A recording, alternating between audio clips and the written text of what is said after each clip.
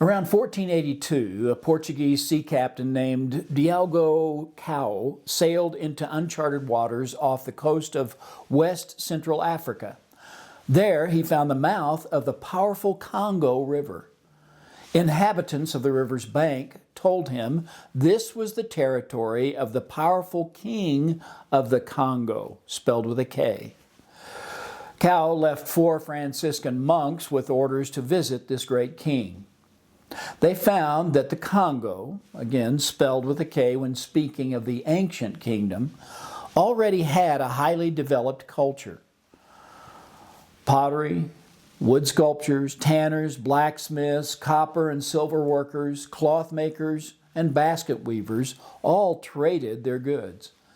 Towns were laid out according to definite plans, and well-kept trails existed for carrying the king's messages. When Cao returned to the Congo, he traveled... Pause. It's okay. When Cao returned to the Congo, he traveled up the river to the capital city. There he found the king and several other Congo noblemen asking to be baptized. One of the men took the name Afonso and later became king in 1506. Afonso envisioned his nation becoming a major world power. He wanted it to be a unified Christian nation, fully equipped with advanced knowledge and technology. He encouraged his people to study Christianity and new skills of masonry, carpentry, and agriculture. In a letter written in 1516, a priest wrote of Afonso, "He knows the prophets and the gospel of our Lord Jesus Christ. He does nothing but study. He forgets when it is time to dine when he is speaking of the things of God.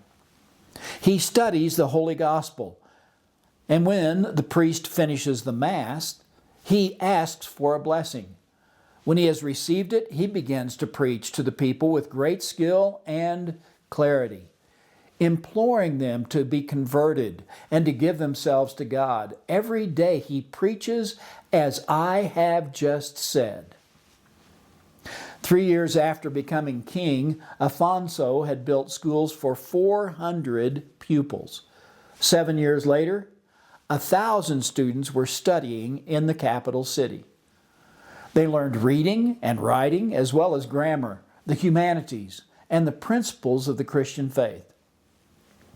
There was also a day school for girls, and many teachers were sent to the provinces of the kingdom. Afonso wrote to the Portuguese king asking him to send more missionaries, doctors, and teachers to improve the lives of his people. Afonso knew the only way he could get ahead was through free trade with Europe. The King of Portugal, however, only pretended to grant freedom of trade to the Congolese while keeping a monopoly on shipping. If the Congo's products were found on any other ship, the Portuguese would seize them. By 1512, King Manuel of Portugal demanded that slaves be sent back to Portugal in return for the shiploads of goods he sent to the Congo. The Portuguese wanted slaves to work their huge plantations in Brazil. The slaves were merely treated as chattel, pieces of property like livestock or farm equipment. Thousands of Congolese were smuggled out of the Congo each year. Although the Portuguese king and his merchants called themselves Christians, they were really lusting for power and wealth. During Afonso's reign, even missionaries became involved in the slave trade.